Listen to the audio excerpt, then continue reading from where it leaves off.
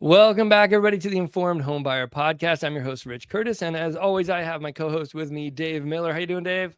I'm good, Rich. Thanks for having me. All right, so here we go. Today, we are talking about refinance. With the economic news and the likelihood of recession, there could be some opportunities coming up to refinance. So how do you decide when is the right time to refinance? What metrics do you use to decide whether it is a financially good idea to do a refinance on your current home mortgage, and when is it not a good idea? When are you too far into the loan?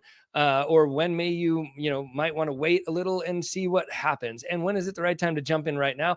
We're going to go straight to Dave from a lending perspective. He's going to walk us through his criteria for how to decide when is the right time to refi, starting with our first criteria, Dave, that we talked about with this kind of what's your motivation? Why are you doing it? So talk us through that.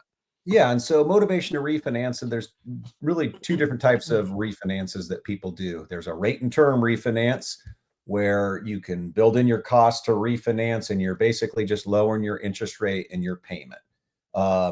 And there's some criteria depending on the type of loan that you have and some limitations with that, in terms of minimum amount. So like a VA, they want to see you lower your interest rate by 0.5% on a rate and term refinance. What's your motivation for refinance there? Then there's a cash out refinance. And, going back, anyone could have a number of reasons why they want to take cash out. And what is that cash going to be used for? So there's good debt, there's bad debt, there's, so if someone's got significant credit card debt and they are wanting to refinance to take cash out, you might not be lowering your rate. I've been doing this for well over 20 years. And historically, I've had people come to me refinance 1, 2, 3 times over a 4 or 5 year period. And it's during the beginning of the pandemic that was happening because the rates were dropping like a stone. So people were refining within 6 months. Yes. And in those cases, it almost always makes sense to refinance, not necessarily to take cash out, but I love this topic. I love this conversation because, I'm in the business. I don't get paid unless someone does a loan, but at the same time, I'm not going to refinance someone if it doesn't make sense to refinance. And so there's a lot of things to consider when you're looking to refinance, because it's not free. Some folks will present it as free. So if I'm a lender and say, no cost refinance, well, no cost means no money out of your pocket. But it doesn't mean that your principal balance isn't going to go up a fair amount to cover the cost to refinance. Thank you for saying that. So I have this all the time where someone is working with a lender like you who's being transparent and showing them all the costs. Mm-hmm. And then they get solicited by another lender telling them it's a no cost refi. And they don't get that it's this, the loan's costing them the same in both places. Just one person is being honest about it, one person's not. So explain that. How do you pay the fees in a quote unquote no cost refi? Because I think that's a super important point for everybody to understand. Yeah. And so when you're refinancing your house, most folks that, and there's a couple of criteria to refinance, you almost always need equity to refinance. You need to have a certain amount of equity. The more equity you have, the better your interest rate typically is going to be. So the way when folks refinance, you often are building in what's called non-recurring and recurring closing costs into the loan in lieu of writing a check at closing to cover those costs. You always have those options. So when folks are refinancing, and a lot of folks will get a solicitation. I have a lot of folks come to me and be like, hey, sounds like it's time to refinance. I just got an offer here to refinance, and maybe I did their first loan. And once I do a loan for someone, it becomes public record. And I've had countless people come to me and say, XYZ company or so-and-so, I just got an offer to refinance, my 6% interest rate or my 7% interest rate down to 6%. What can you get me? Well, I can't get you that. But let's take a look. Let's look at the real deal there. And so that offer, makes some assumptions in it. It makes some credit assumption, makes some equity assumption, but it also maybe shows that you're paying down you're buying down your rate by as much as 1% to 2%. So if you have a $400,000 mortgage and you're buying, they're giving you an offer well below market value, they're charging you points, which isn't always clear and evident. So you're paying $8,000 just to buy down your interest rate, that 0.5 point below what fair market rates are, what I can get that to you for. So it sounds better. It's more Yeah. enticing. You're going to pick up the phone, or you're going to reach out and be like, wow, I get a 6% rate. Read the fine print. There's usually always nothing's for free. There's an extra cost to doing so. And there's two ways to pay those costs. If you have the cash, you can just pay all your closing costs out of pocket, right? Yep. Or you can fold them into the loan. And if you Yeah. had a $300,000 loan, now you have a $305,000 loan at the end of the refi. Yeah, 100%. And again, every consumer, every borrower is different. So what I take a look in those scenarios is, what's your cash position currently? So if you're taking a cash out refinance, 100% of the time you're building the fees into the loan, because you're getting cash out for a reason. You're not going to write a check. But if you're doing a rate and term refinance, and a lot of people say, oh, I'm refinancing, but I don't want to add to my principal balance. So I'm just going to write a check for the non-recurring closing costs, or I'm used to paying $2,000 a month for my mortgage. Make it so I'm just paying $2,000 and build the rest in, so I don't really skip a beat. But I'll advise folks in that situation, well, let's have a little conversation here. A lot of times we can do what's called a rate and term refinance, which are a little bit cheaper than a cash out. A cash out has some hits to it. So whether it's the cost to get that rate, or the fee, or the interest rate itself, there can be some adjustments, but you can get up to $2,000 back on a rate and term refinance, including rolling in the closing costs and skipping a mortgage payment. So there can be situations where you're getting a swing of $5,000 to $10,000 just doing a rate and term mortgage. And maybe you have a little bit of credit card debt that you could pay off. Maybe you are in a situation where you don't have a lot of cash reserves. So let's talk through that. And would it be more beneficial for you to have this extra cash? And do you really care that you're doing a 30-year mortgage, that your balance, is, $2,000 or $3,000 or $4,000 more, that you're not going to pay off for 30 years? Yeah. Like, what's that look like on a payment? I increased my principal balance $5,000. What does that cost me a month? For a normal Principal A paper balance client? by $5,000 a month, you're probably looking at $5 to $6 per thousand. So $30.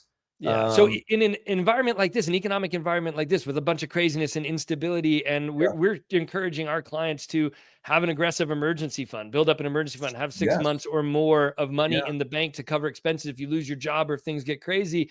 All of a sudden you're like, oh, $5 extra a month, and I keep $5,000 in my pocket, or I do the cash out version, or not even the cash out, the like mini cash out where you Yep. skip a payment and you keep $2,000 or whatever. Yeah.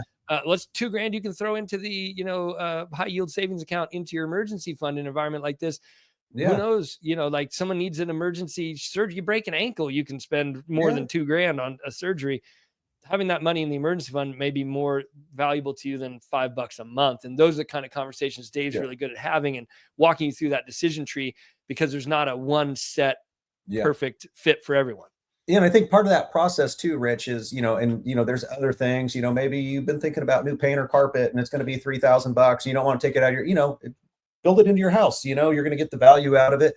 So it's really important, then the other part of that conversation is there a likelihood that you're going to refinance again in the near future, right? Like, is there some life event that's going to come up? So maybe you have some kids that are, a junior in high school and they're going to go off to college and you haven't saved a college fund.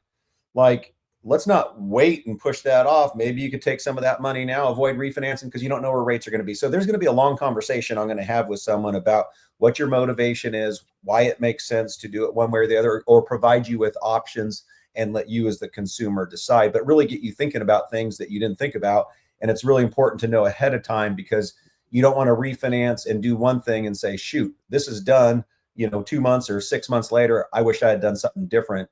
Why didn't you explain all the options to me? And I spent thousands of dollars to do it, and now I don't want to do that again. Yeah. Yes, correct. Yeah. I think too, in terms of, so Dave just, talked about two things. There's the cash out refi and there's just a rate and term refi. You're looking at what your motivation is. When we talk about a cash out refi, no judgment here, no shade. You do what you want to do with your money. But our goal with this podcast is always to help you make the best financial and real estate decisions you can from the comfort of your couch. So to that end, I think it's valuable to talk through what are better uses of that money and what are less good uses of that refi money. Because in the Great Recession, which we're two old guys who lived through, there's a lot of people who had made some bad choices with refi money, like buying boats and motorcycles and fancy trucks and Mhm. things. And they use that cash out refi to increase their debt position and make their financial house more shaky, not their physical house, their financial world more shaky, versus what Dave was talking about a minute ago, like paying off consumer debt. If you have, 23% rates on your credit card and you're pulling money out at 7% to pay off those credit cards and consolidate debt into the home, in my opinion, that's a reasonable use of refi money. If you're dumping that money back into the house to make the house more valuable for sale, or to build an ADU where you're going to house an elderly family member or a teenager or a an adult child who can't afford to live on their own in this world. Dave's laughing The because we're both, foreshadowing there. Are we yeah, expecting our yeah. kids coming back? Yeah. No, never leaving, not coming back, just never leaving, not being able to afford to leave. But those are some good uses. But the buying boats, buying motorcycles, buying watches, buying fancy suits, there's all this sort of increasing your consumer purchases with this pot of money you've just pulled on. In my opinion, is not a wise use of cash out refi money. That is correct. And sometimes people, that wasn't their intention, but they ended up in a situation where you have some of that debt and you needed a car, you bought a car, and I've seen this a lot, and car payments aren't cheap. And you have a $700 a month car payment, and you owe 8,000 left on it. So it's going to take you a while, or 10,000 based on the interest and how much goes towards interest. Well, maybe it makes sense to like take enough money out to pay that off, because you're freeing up that money right away. Yes, you're taking that, 5 or 6 or whatever term loan you have on that auto, and you're stretching it over 30 years. Might not always make sense to do that, but what does that do for you today, this year, next year, and how much does that $500 or $600 free you up, and peace of mind and better quality of life? So there's just a lot of things Yeah. we talk through. Yeah, and I think that's a great point. Of that still falls under that debt consolidation piece. I have an auto loan or Yeah, a motorcycle loan or whatever, and I'm going to use this money to pay that off, so I free up some of my monthly payment because it's costing me less over here on the mortgage than it would be over yeah, there on the car. Is different than using it as a down payment to buy a new motorcycle and take out a new loan and increase your overall debt picture. So I think that is a yeah, good point. Autos, boats, motorcycle loans, those things do yeah. fall under a wise use from a debt consolidation perspective when you do a cash out refi. Right. I Yeah. also think there's a scenario in which maybe you are struggling to produce that emergency fund, and I wouldn't do a refi for this purpose. But if I was doing a refi going into an economy like this, I might actually consider doing a little cash out. Maybe I'm pulling out money at 6.5% and I'm throwing it in a high yield savings account at 4.5. I might be losing a little 2% spread on that money, but I now have cash in the bank if someone gets hurt, if I lose my job, what I can buy myself a little. I personally would consider that route if I was already doing the refi for other reasons, if it was already meeting some of these other criteria we're going to get into. I think that's not a bad idea to throw a few thousand extra in the bank just for safety's sake, if you really don't have it, or maybe you just took that hit, maybe you just broke your leg, you just had that surgery, and you Mhm. wiped out your emergency fund, and you're refinancing to bring your rate and payment down. You're like, woo, maybe I want to refund that emergency fund right now. You know, Right. that is a reasonable use too, I think, for people to consider. Yeah, and we're always going to talk through, how long have you been in your loan? If it's a rate and term loan. I think looking at the, kind of the discussion pieces here are going to be also around, what interest rate makes sense? How much do you want to, when does it make sense? I don't know what you had on there next on the list there, Yeah, Rich. we're going to jump into that. But before we go, you were just touching on how long have you been in your loan? So let's talk them Yeah, through that, because if you're in your yeah, first few years, refi might make more sense than if you're yeah. 15 years into this. So if you can talk people through how much of your payment in the first few years is going to principal versus how much is going to interest, how that shifts later in the loan, and where your personal thinking, like what year in the life of a loan, your personal thinking might shift to, do I want to reset that clock? Yeah, Um, that you bring up a really good point, Rich. And what people don't realize is when day one or month, your first payment on a loan, and we'll say, if your principal and interest payment is $1,800, for example, you might see 1,600 go towards interest and $200 only go towards principal. in your Um, first, you know, how many years, like first couple of years? First couple of years, and on average, you're going to see. So your payment will always stay 1,800, but usually it's about $2 a month moves from interest to principal. So you're going to, the longer you have your loan. So in a year's time, you're only see about $24 more a month go towards principal versus interest, right? Yeah. So it takes a long time. But if someone came to me and they've been in their loan for 10 years, and they say, yeah, I just want to refinance and I'm just going to lower my rate. Well, that might make sense if you're lowering your rate and you're just doing a 20-year loan or a 15-year loan. But do you want to extend that back over another 30-year loan and, restart the clock on that? So there's other scenarios like that we talk through. There are different term loans. But if you came to me and said, yeah, I just, want to lower my payment quite a bit because I'm now extending the life of the loan, and I don't mind that I'm, going to be here for a while, or I'm going to sell my house in 5 years. So I don't mind going to a 30, whatever that might be, but I want to get some monthly relief in my payment. Then it might make sense to do so. So those are, Yeah, yep, based on that metric, at 10 years into the loan, you've shifted $240 per month from interest to principal. So you're now ticking down your principal at $240 more a month.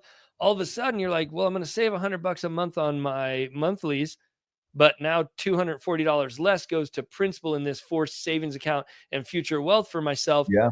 So really, there's only a net difference. I'm still 120 kind of to the negative in terms of wealth building.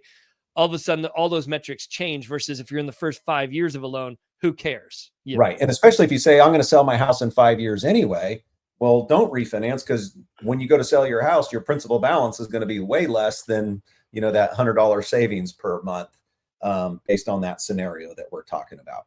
Yeah. So that's an important, once you get past that 5 to 7 year mark, Yeah. you start to really have to be shaving a lot off your monthlies or needing to pull out money for Yeah. some reason before it starts to make as much sense to refi as it does in those first 5 years.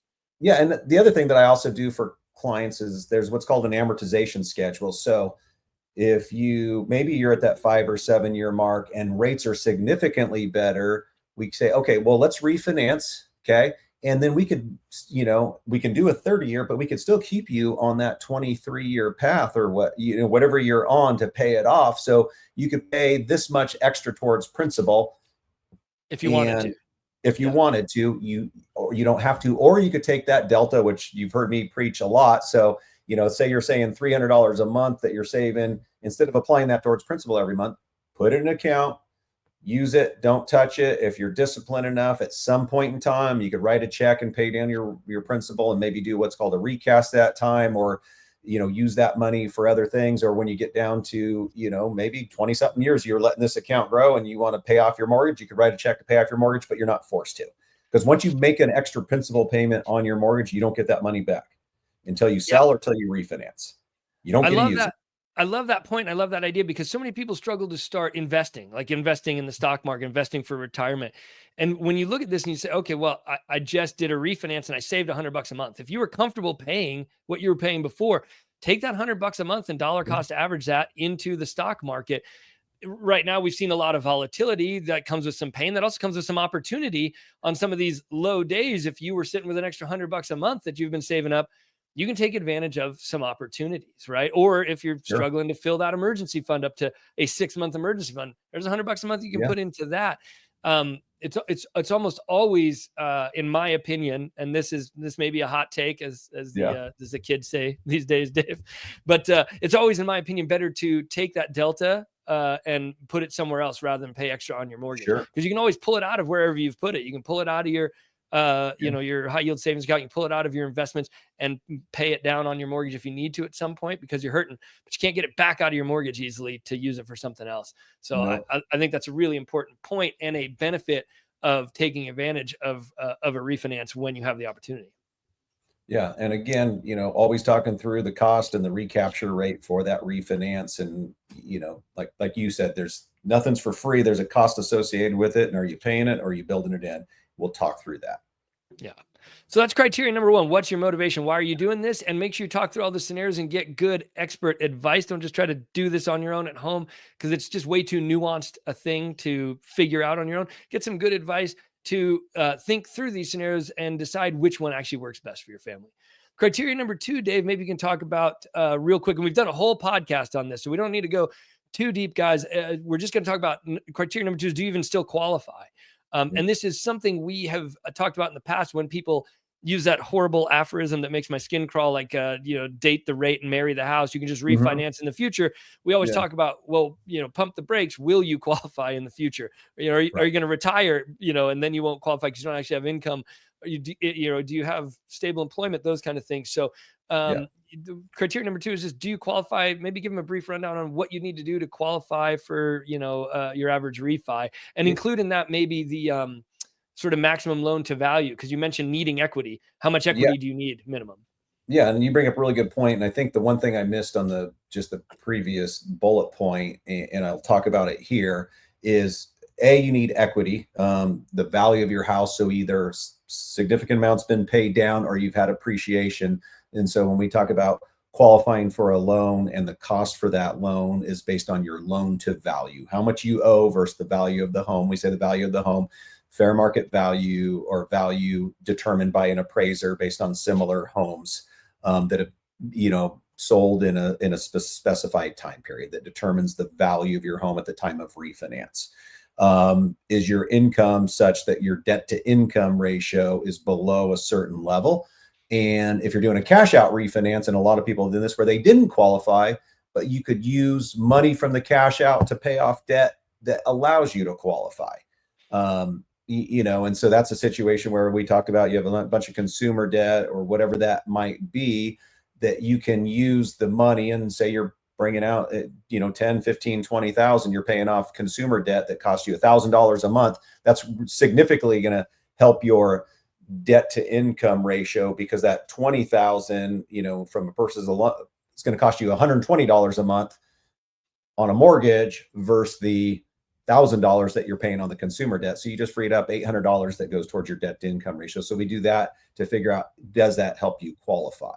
That's The another other, reason to yeah, get the information from a trusted professional like yeah, Dave, and not try to make this decision at home in an information vacuum on your couch, because you might easily quickly be able to maybe watch one of our other podcasts on debt to income ratios, and you can calculate yours. You're like, oh, I don't qualify. But if you call Dave, he could be like, well, if you pull out 5 grand and pay off this car payment, you do yeah, qualify, right? And you can't sort of yes. figure out that nuance at home. Right. And the other piece here that we missed on the previous bullet and this bullet point is, you know, and we could talk about also how much you're lowering your interest rate. Your motivation is sometimes if you bought your house recently and maybe you put less than 20% down and you have mortgage insurance. So your interest rate reduction to refinance doesn't always have to be a large amount if you're eliminating potentially high mortgage insurance, Yeah. or you're switching the type of loan that you had. So maybe you were in an FHA loan and you now qualify for a conventional loan and your interest rate's relatively the same, but you're dropping a $250 or $300 a month mortgage insurance payment. Mhm. Um, so there's that also gets considered. We've talked about this in a previous podcast about your VA benefit, and the Yeah, fact that you can only use that so many times, or whether you've used your full benefit or not. And we've even yeah, talked about how, if you were using some of our advice about how to buy a home in 2025, where you might want to buy a starter home and not your forever home as a financial hedge against the uncertainty, maybe you buy that as a FHA loan or something, and you save your full VA benefit for buying your new home, or things like that. That could be a refinance situation too, where you may refinance out of one loan product into another loan product, whether that be from FHA to conventional, or mhm, VA or whatever, for certain financial reasons in your life, or for the programs allowing different loan to value ratios for your refinance situation. So there's a lot of nuance to that in terms of which program you're going with. You might not be getting the same loan that you got the last time.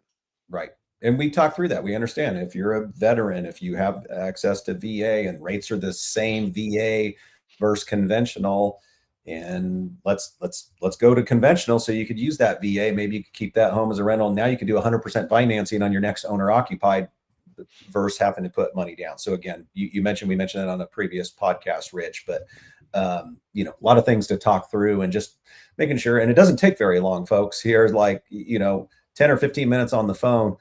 It's basically us just having a general conversation. I'm not just peppering you with questions. We could just generally kind of talk through scenarios. Then it leads to other questions that I will ask based on how some of the previous questions are answered. Yeah, so we've got the general things that you have to qualify for. You got to have good credit. You got to have good income.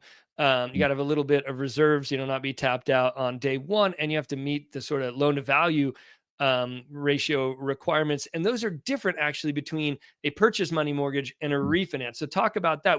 On purchase money, we've done podcasts. You can go as low as 100% loan to value, zero down if Right. you're doing that Yeah. that VA loan or USDA loan. There are programs where you can get 100% of the money. Right. You can't do 100% on a refi, right, Dave? So what's Well, our actually, you can. It depends oh, on the tell us type about of that loan. then. All Well, right, I tell us mean, about if that. you're doing, if you did a VA loan and we're doing what's called an EARL or an interest rate reduction loan, um, and your home even dropped in value, you could do a refinance, not take any cash out, but lower your interest rate. So you don't have to have equity per se And on a still VA. up to 100% LTV on that Over, it could go over VA 100. refinance. It could exceed 100 at that point. Wild. Awesome. Yeah. That's Yeah. great. Now on our bread and butter refis, your Yep. conventional, your regular, what are Yep. we looking for loan to value? Typically, loan to value, you want it to be better than what you purchased with. And what we're trying to look at is, are we going to avoid mortgage insurance or not? So any one loan, typically over 80% is going to have mortgage insurance. So if you have at least 20% equity, oftentimes, a refinance is much more attractive. Yeah.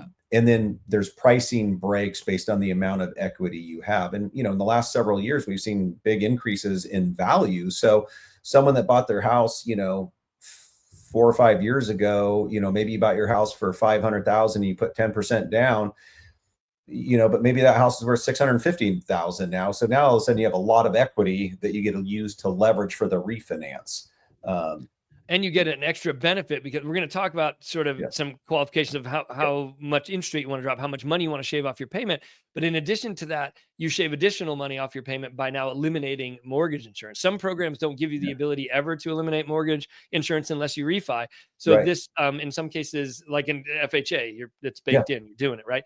yeah, So this, in some cases, is your only way to eliminate mortgage insurance. So now you're going to yeah, save possibly several hundred more dollars a month, in mortgage insurance. And that makes a refinance even more attractive based on your equity position. And if you're not sure about your equity position in that's something where, work with your team. You can call me as your realtor. If you're in our market, if you're in somebody else's market, call your trusted realtor. Dave all the time will call me on our joint clients and say, hey, they're coming in for a refi. What's their value? Where are they at? So he can assess that loan to value and put them in the right place, and get them the right pricing for that refinance. So sometimes it makes sense to bring your realtor into that conversation to establish that too. And that's a free service we provide for you as a client. So you can, figure that out moving yeah, forward. Of course, the lender's going to require in some yeah. cases, appraisals and that sort of thing, but you can get an idea up front just by asking your realtor, where am I at?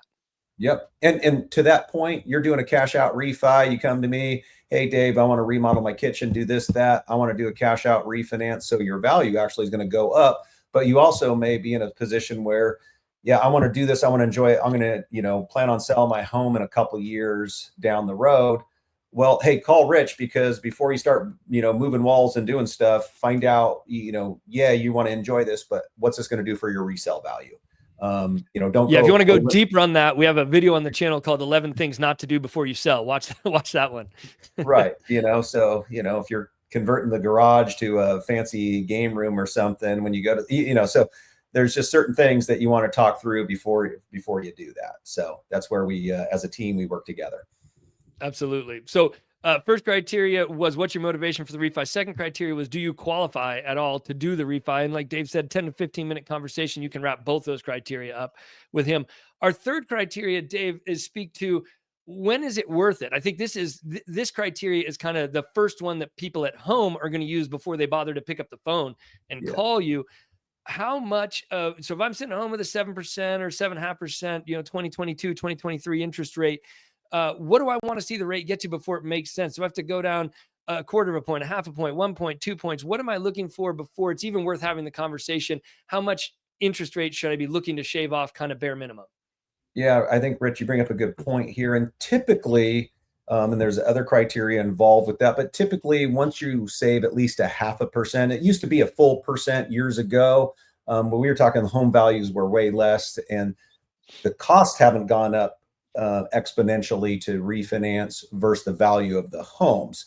So, the when we're looking at refinancing a larger mortgage, the cost isn't exponentially more than it was when a home value was lower. So when we're looking at a 0.5% now might save you, on average, we're looking at it an eighth of a percent. Average is probably $35 a month per eighth. Even if we use 30, so a half a point, you're going to save $120 a month. Is that worth someone? So part of that conversation is, well, we already talked this, you've been in the home for 6 years. Does it make sense to send it back to a 30-year mortgage? Maybe not. We'll talk through that. But if you only been there a short amount of time, just did one last week, been in the house for a year and a half, they went from 7.625 to 6.625. And they were able to save a full percentage point. But also, as we look at that, is the cost to do that refinance. And so, interesting enough, the same scenario comes true where everyone wants the lowest rate to refinance, right? I want my lowest rate possible today. Everyone wants the lowest rate, but there's always a cost to get that. So if you're talking to 4 different lenders and you come to me and say, oh, their rates are, they're a quarter better than yours. Well, the reason why their rates are quarter better is because not only they're charging you a point, I'm giving you, and we'll talk through this, an interest rate where there's no cost to get that rate, or potentially a credit to cover that interest rate, even though you're not lowering your rate as much. But we talk through what's the likelihood of rates going down even more, because a lot of people are on the fence. Oh, I bought at 7.625 or interest rate 7.625. I can get 6.875 today, but I think rates are going to get down to 6. Well, are you going to wait 3 years for that and spend $8,000 more that amount of time versus spending maybe $2,000 now to refinance, knowing that you can, and we talk about a recapture rate. So if we end up making what we call the non-recurring closing costs, say they're $2,000 and you're saving $150 a month, well, we're talking, 14 payments. You've already recaptured the cost of refinance. So you only lose out if you refinance in the next 14 months, but a year and a half later, if rates drop another half a point, it makes sense to do that again. So you're hedging yourself. You're not forced to, but you can. You always give yourself that opportunity. So we talk through all those options as well.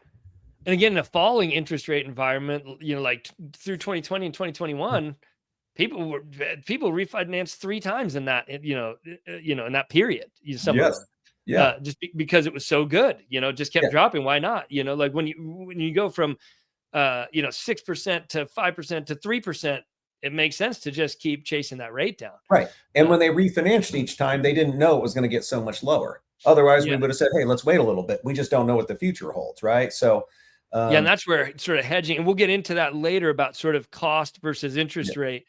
That's where hedging makes some sense if you think it's going to keep going down lower. Right. So we just covered criteria number 3, minimum rate drop, at least 0.5%, 1%. Hey, even better.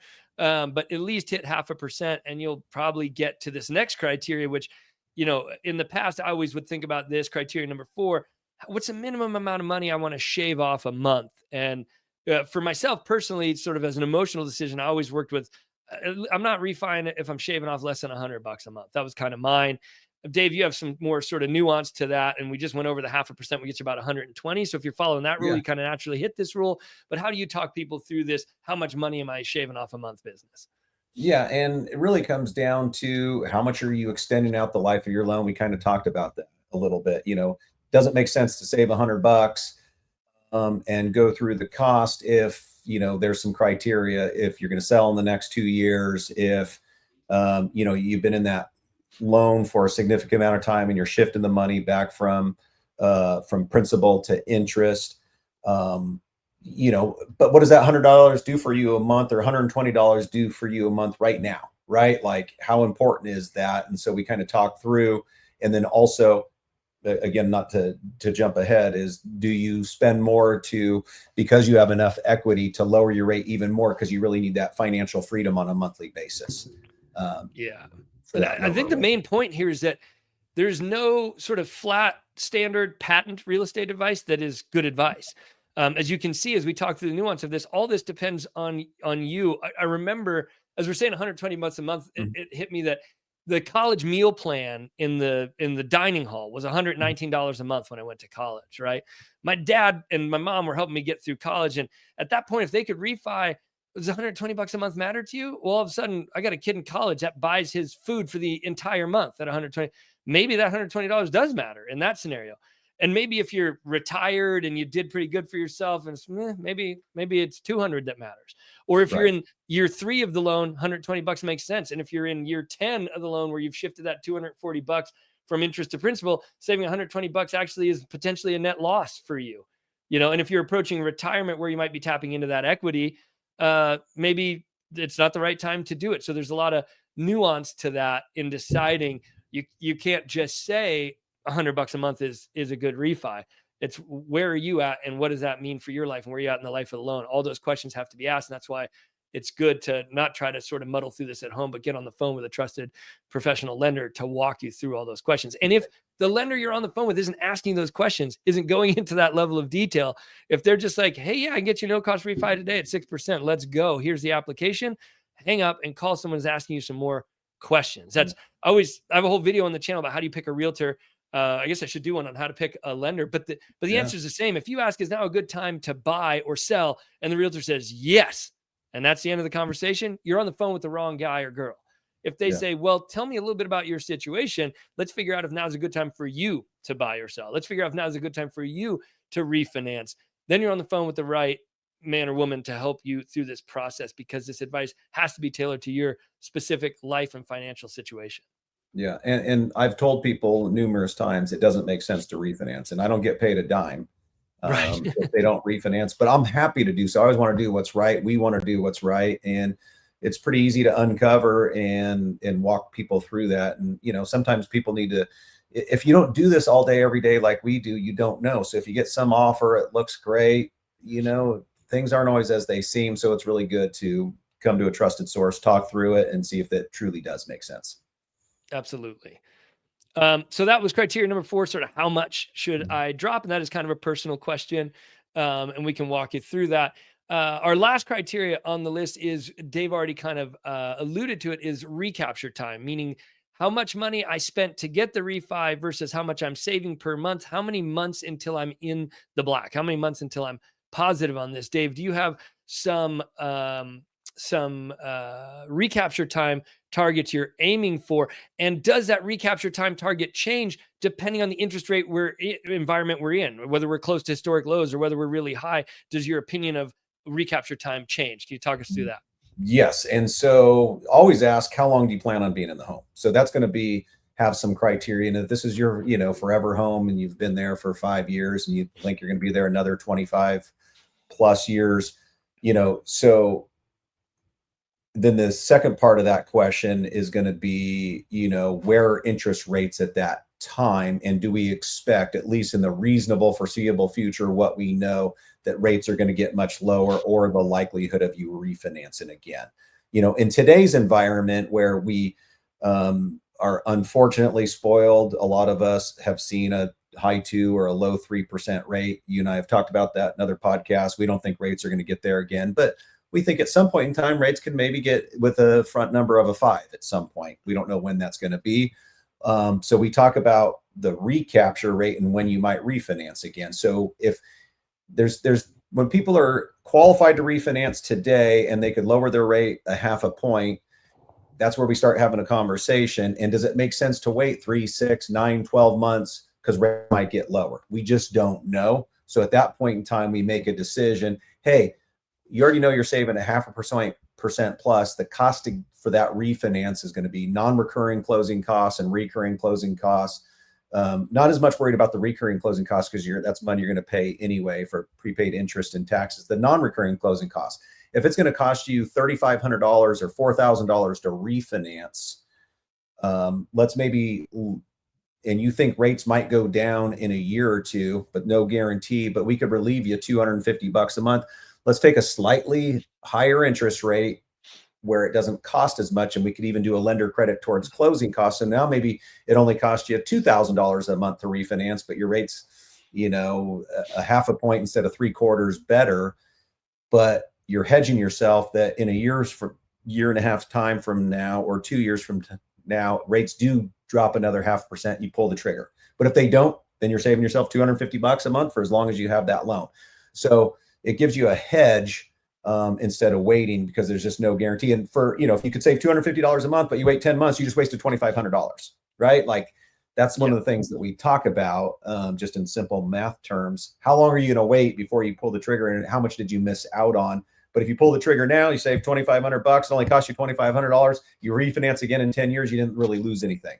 Just stretching out your loan a little bit longer. I think that's a great segue into this sort of next subject here. So, if you meet these criteria, right? We've determined your motivation. It falls in the range of, yeah, you should consider a refi. You're going to make that minimum rate drop to make it make sense, and make that minimum amount shaved off a month to make it make sense. You're in the earlier part of your loan, so it makes sense. You qualify. Your recapture time is reasonable, and that recapture time is going to be different in these different scenarios we're going to talk through. There is a balance between getting the lowest rate possible, which is our emotional motivation. I always try to get people to, as much as they can, step out of the emotional realm when making financial decisions and into the dollars and cents realm when making these decisions. So emotionally, if I'm looking at a 6.5 and I could get a 6, that sounds better no matter what. But there's a cost to get that. And I think that's a piece of the industry that people don't understand, especially with those teaser rates we've talked about, is you may be able to get a lower rate, but it's at an additional cost. And sometimes it makes more sense to take a higher rate at lower cost because you're going to refinance again. And sometimes it makes sense to go all in and pay all the money to get the lowest rate because you're never going to refi again. So let's game out these scenarios. Say it is like September of 2020, and Mm-hmm. I'm looking at a potential of par is like a 3.5% rate, but I could pay a point and get 3%. And we are looking at historically low, like never seen them before in our lifetime. And as we're talking about, we don't really expect to see them again. Where's your balance there, Dave? Does it make sense to pay more for lower rate in that environment? In that environment, yes, especially if you're going to be in the home. I still almost always recapture, because the cost of money today versus down the road with inflation, I'm almost always, let's keep the recapture under 5 years. Right. So at a certain point, it doesn't make sense to, increase your principal balance and make that stretch that recapture out beyond 5 years, because life just happens, things happen. So I'm always under 5 years. But yes, in that situation, I would say let's pay a little bit more.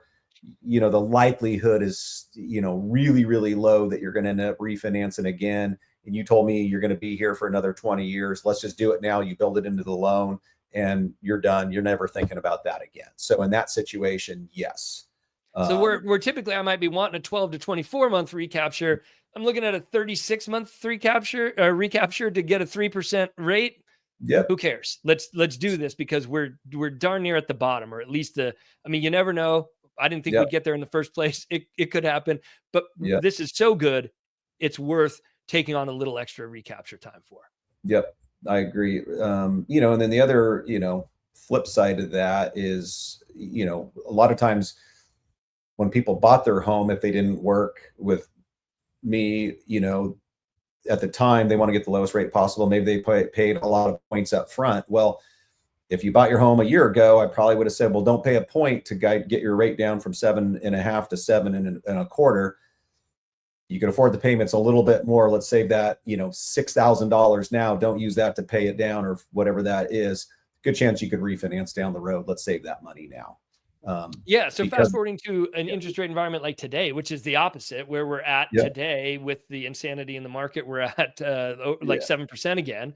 And yep, you and I both believe by the end of the year, for sure, I shouldn't say for sure. It's crazy out yeah, there. I think it's likely we will be below, 7% by the end of the year. I think it's likely we could be 6.5 or below by the end of the year. yes, But I in agree. this environment, we have further to fall, and we have market forces potentially pushing us downward.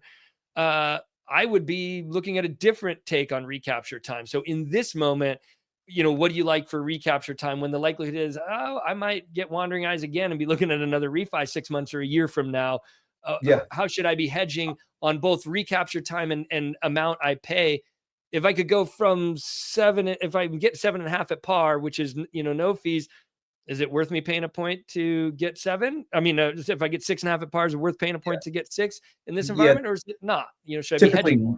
typically not. I like to hedge, and I like a less than 2 year recapture rate at Got it. this point in time, because I think the floor is lower than the ceiling, right? Like, Yeah. in terms of how much we can go down. And then you talked about the psychological piece, Rich, and I've been there so many times. So if we are low sixes and I say, okay, your recapture rate's, 2 years, and we're at say 6%, and someone will be like, what's 5.875?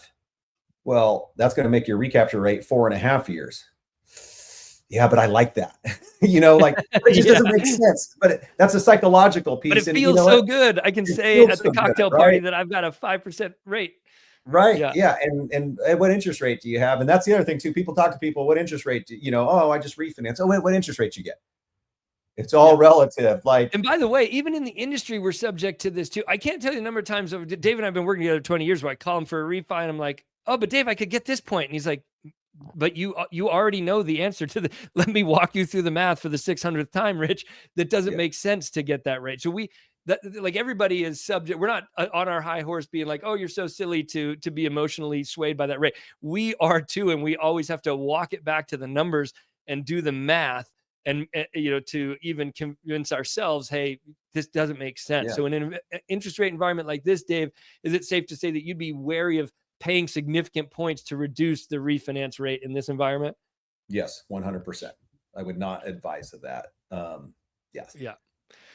So the last sort of topic here, and you can watch our last, I don't know, month, 2 months worth of podcast to get a sense of this. But with everything that's going on in the market, and I have my own answer to this, but do you see for certainly not for our pandemic era 2.5%, 3.5% buyers, but for our 2020, later half of 2022 and 2023, and even some of our early 2024 buyers who are in those 7 or higher, or even high sixes, do you see some out of this financial chaos and pain we're going through? Do you see some refinance opportunities coming down the pike based on what we're seeing? Yeah, I do, Rich. And I think the key here is, and if you watched our last week or previous podcast, there's a lot of volatility in the market. Yeah. So, and you'll never time the market perfectly. So, especially where a refinance a little bit different than a purchase. When you purchase a home, you have a 30-day window. Typically, you got a couple of weeks to decide, am I going to lock in that interest rate? So, in this environment where we're seeing such huge swings and volatility, I really encourage folks, let's have a conversation. It looks like you could save 0.5% or more. We don't have to lock in. We're not forced to. Let's take a look, but let's be ready to go. Let's be ready. And then let's identify a target where we're going to lock in at. And we'll never time it perfectly. If anyone's bought stocks, you always want to buy stocks at the lowest, but that's what, you buy what you get and you hope that, the value goes up. So, but once we lock in, we're going to do our best to time it, but you're prepared to go. And that's why we talk about that recapture rate. We lock in, and if things got better 6 months, a year, 2 years down the road, you could refinance again, but let's be ready to go. And let's not pay a bunch of money to buy that rate down. I think that's a great place to kind of, wrap it and bring this thing in. Try to, there's so much financial information, so much nuance to this, folks, that we don't want to overwhelm you. The real answer is if you're thinking about a refinance, get on a phone with a trusted professional and walk through these criteria. This is just to give you some background, but to land the plane here, in this environment, maybe you go through all these vetting processes and you decide right this second, ooh, the numbers don't quite make sense. Mhm. But at 6.5, they make sense, or at 6, they make sense. Whatever that number is for you. If you've gone through these 5 criteria, what's your motivation? Do you qualify? Are you going to shave minimum around 0.5% off, minimum of around $100 a month off? Are you going to have a recapture time in this environment that's 24 months or less? Are you in that first half of your loan, not the latter half of your loan process? If you get on the phone with a trusted professional like Dave, spend 10 or 15 minutes of your life. That's not a big commitment. You've already spent 48 here listening to us. You can spend far less than that getting on the phone with Dave and go through all these criteria. Do you meet all these criteria? And then you'll know. All you have to do is watch the rate. At this rate, it makes sense for me to refi. Dave's already got my financial picture. I know I qualify. I can pull the trigger as soon as I see that rate that I want hit the marketplace. And by the way, we're not the pushy salespeople type. We're not going to call you every week to give you a rate update, but you can say, you know what, Dave, it's not the day today. When it hits this, give me a call. And then that's when it makes sense. What you and I have established, that's when it makes sense to pull the trigger. You put me on your list, call me when we hit there, and then I'll pull the trigger. So the important work here, as in anything in life, is the pre-work. Make that call, do the pre-work, get all this established, and then you're in a position to jump on the right rate at the right time with the right metrics for yourself. Yep, I agree wholeheartedly, Rich. And I think a lot of people, and I always let people know, hey, you're making the payment. I'll lock in when you want me to lock in. But if you want me to watch this for you and be your expert, we get a target. And a perfect example, today is a crazy day. There's been a quarter point in interest rate swings today. That's rare that we see that much. It's one of those days. But if we saw it get to a point where we like it, let's lock in and let's not get greedy. Are we going to time it perfectly? The best we can with the information we have, but we're never going to time it perfectly. So let's get it done, and within the window of time that we're working. Yeah, thank God the market's closed a half an hour ago. We can get out the blood pressure cuff and settle in for the day at what our numbers are going to be for the rest of the day. The insanity's over for today. All right, folks, you have made it 50 minutes listening to two lifelong real estate professionals prattle on about whether or not and how to determine whether now is the right time for you to refinance. If you've made it this far, you are a sadist or you are deeply committed to your own financial education, and we appreciate you either way. As always, thanks for watching. I'm Rich Curtis. I'm Dave Miller. Thanks for having me. We'll see you on the next one.